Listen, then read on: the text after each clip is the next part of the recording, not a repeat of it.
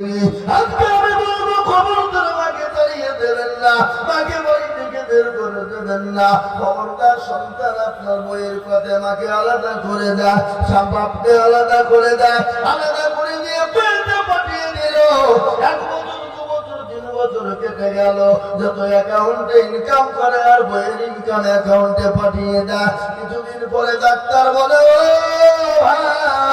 আপনি তো বড় অসুস্থ, আর বাঁচবেন কিনা জানা না। বলে কেন গো, আমি কেন বাঁচবো না? বলে আপনার তো 6,000 হয়েছে, আর পেঁয়াজের মাটিতে সে ডাক্তার না, আপনি আপনার দেশে ফিরে যান, আপনাকে থাকতে দেওয়া হবে না। ছেলের মনটা বড় খারাপ, অসুখ হয়ে গেল, কি করবো? প্রিয়তমা বিবি, আমার শ্বশুর মশাই, আমার শাশুড়ি মা, আমি বড় অসুস্থ, ডাক্তার বলেছে 6,000 বাঁচবে না, আমি বড় অসুস্থ, বাঁচবে না। আমি বাড়ি চলে আসছি। চিঠি কেন শ্বশুর শাশুড়ির হাতে পড়ে গেল, বইয়ের হাতে পড়ে গেল। চিঠির উত্তর দিয়ে বলল, ও আমার জামাই, তুমি বাড়ি আসবে যেদিন আমাদের জন্য এত এত জিনিস কিনে আনবা, এত এত জিনিস আনবা। গাড়ি সোগানি কুয়াতের মাটিতে সুগান দাম নাকি বড় অল্প, ও জামাই আনবা, ও আমার প্রাণের স্বামী আনবা। বলে চিঠিতে লিখে পাঠিয়ে দিল। কেমন আছো, কবে আছো, কখন আছো, কোনো খবর না। চিঠি কেন পাঠিয়ে দিল, ওই জেলের কাছে পড়ে গেল। চিঠি কেন পড়েছে, শ্বশুর জিনিস চাই, শাশুড়ি জিনিস চায়, বউ জিনিস চায়, বিবি জিনিস চাই রে বাবা। তিনি বললেন, আরে যাদের জন্য জীবনটা কুরবানি করে দিলাম, যাদের জন্য জীবনের সমস্ত ইনকাম তাদের জন্য পাঠিয়ে দিলাম, পাঠিয়ে দেওয়ার পর আজকে আমার এত বড় অসুবিধার খবর চাই না, আমি কেমন আছি জানতে চাই না, তারা আমার কাছে জিনিস চায়, এ জীবন আমি আর বাঁচিয়ে রাখবো না। কিছুক্ষণ পরে জ্ঞান ফিরে গেল। বলে না না না না, আমার জীবন শেষ করলে হবে না। বলে কেন, আমার তো জনক দুঃখে নেতা, আমার পরিজন টুকুরা মা, যে বাবাকে বাবার তুমি গর্বে রেখেছিল, যে বাপ নিজের জীবনের সমস্ত ইনকাম আমার পিছনে খরচ করে পরিশ্রম করেছিল, আমি তাদের কাছে চিঠি লিখি, জানি না তারা বেঁচে আছে না মরে গেছে, তারা কিভাবে আছে জানি না। আর 6 বছর তাদের কোনো খবর নিইনি। চিঠিতে লিখে বলে, আমার আম্মা যান, ও আব্বা যান, আমি আপনাদের পরিবার সন্তান, আমার বড় অসুখ হয়েছে, ডাক্তার বলেছে আমি নাকি আর বেশি দিন বাঁচবো না, আমি বাড়ি ফিরে আসছি। কিন্তু মা বাবা তো মূর্খ মানুষ, পড়াশোনা জানে না রে বাবা। ওই চিঠি খেলা নিয়ে দেশের কাছে গেল, মুরুলের কাছে গেল, মুরুলকে গিয়ে বলে, ও মাতব্বর সাহেব, মুরুল বাবাজি, একটু চিঠি কেনা আমার বেটা অনেক দিন ধরে পাঠিয়েছে, আমার মনের ভিতরটা যেমন কেমন করে, একটু খবর নিয়ে দেখুন আমার বেটা কি এমন লিখেছে। চিঠি কেনা নেওয়ার পরে রে বাবা, চিঠি কেনা লিখে যখন মা বাপের সামনে পড়তে লেগেছে, মা বাপ কাঁদতে শুরু করে দিয়েছে, মা সে গায়ে পড়ে ধাপটাতে শুরু করে দিয়েছে। আজকে আমাদের পরিবার সন্তান,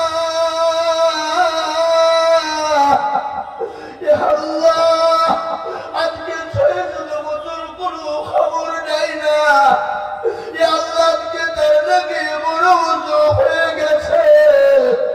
বাবুদ তোমার কাছে ক্ষমা চাই, আমাদের জীবনটা তুমি নিয়ে নাও, কিন্তু আমাদের জীবনের বিনিময়ে আমাদের সন্তানকে আমাদের বলে তুমি ফিরিয়ে দাও।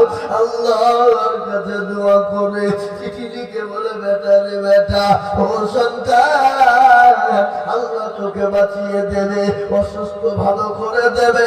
ও বেটা, যখন গাড়িতে উঠবি, প্লেনে জাহাজে উঠবি, ফকির মিসকিনকে সদকা করবি, আমি যে তোর মা, আমার জীবন ততক্ষণ পর্যন্ত বাড়ি না আসবি, আমি তোর মা,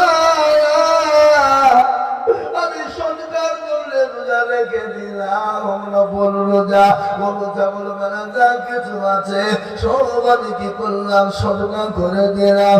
ও মুসলমান গো চিঠি কেন পাঠিয়ে দিল বেটার হাতে চিঠি কেন পৌঁছে গেল চিঠিতে বললেন আজকে আমি পড়বো না যেদিন আমি বাড়ি যাব সেই দিন সকালবেলায় চিঠি পড়বো আর আমার শ্বশুর শাশুড়ির মতো আমার মেয়ের মতো যদি আমার মা বাবা জিনিস চায় আমি জীবন আর নিয়ে ফিরবো না। এই মাইকে গলা ব্যথা হয়ে গেল ঝমটা একেবারে কমেছে গলা ব্যথা হয়ে গেল আমার গলা খুব টানিয়ে নিচ্ছে।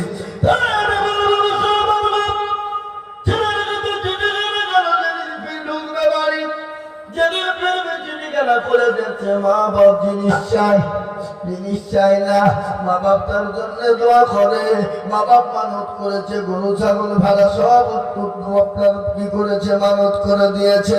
ও মুসলমান আমি কারো জন্য কিছু যদি না নিয়ে যায় আমার দুঃখিনী মা আমার বাপের জন্য কোনো জিনিস আমি নিয়ে যাব। ও মুসলমান লম্বা কাহিনী আমি আপনাদেরকে বলবো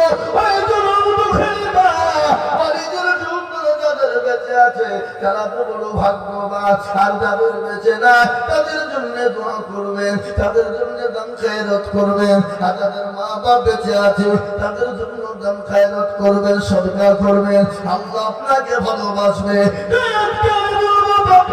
এটা হলো বড়দের উন্নতি করবে জলসা আর আল্লাহ কোরআনে বলেছে কুল্লু নাফসিন যায়িকাতুল মাউত। ও মুসলমান গো যার ভিতরে জান আছে তাকে মরতে হবে এই মরণের চাকনা চাকতে হবে। তাই অনেকের মা কবরে চলে গেছে অনেকের বাপ কবরে চলে গেছে অনেকের ভাই চলে গেছে অনেকের ছেলে মেয়ে চলে গেছে আমরাও কোন টাইমে চলে যাব।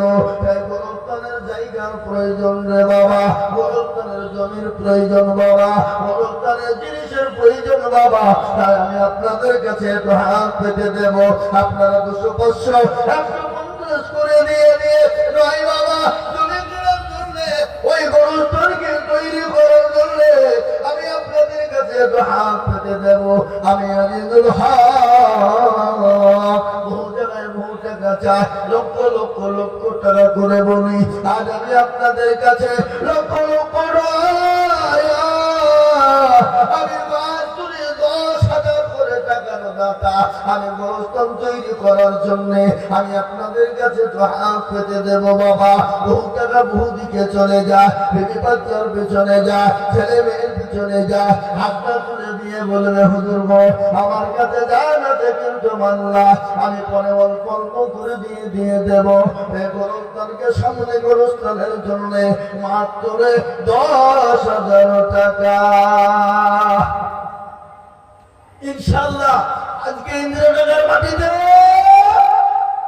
গোরস্থান তৈরি করার জন্য আমি আপনাদের কাছে সর্বপ্রথমে একজন আল্লাহর বান্দা আমি একবার তাকবীর দেব আর তাকবীর দেওয়ার সঙ্গে সঙ্গে আল্লাহর বান্দা আল্লাহর দ্বীনের স্বার্থে ইসলামের জন্য ইসলামের স্বার্থে কোরআন আল্লাহ দ্বীনের জন্য দ্বীনের স্বার্থে সর্বপ্রথম 10,000 টাকা দিয়ে বলবে হুজুর আমার কাছে জান আছে কিন্তু মাল্লা বলে হুজুর গো